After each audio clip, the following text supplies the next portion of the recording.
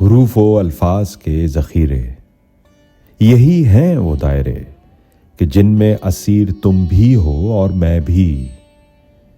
तुम्हारा जो नाम चंद हरफों से मिल के बनता है, चाहे मफहूम उसका कुछ भी हो, चाहे मफहूम से वो खाली हो, चाहे उस कैफियत के बरअक्स हो जो तुम में नमूद पाती है। ऐसी एक रूह जो किसी जिस्म में, किसी आईने में उतरी हो, एक पैकर में ढल गई हो। मेरा भी एक नाम है, उसी नाम से लोग मुझे जानते हैं। ये नाम भी चंद अल्फाज को मिलाने से बन गया है। अब इसका क्या जिक्र, मुझ पे ये कितना सज रहा है। तो क्या हमारा तुम्हारा संबंध इतना ही है?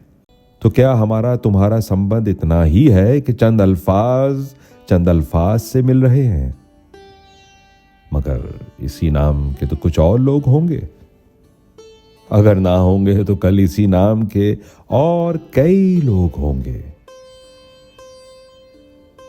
अगर हमारा वजूद उनसे कुछ मावरा है, हुरूफ व अल्फाज से सिवा है, तो इसके इजहार का और ढंग क्या है?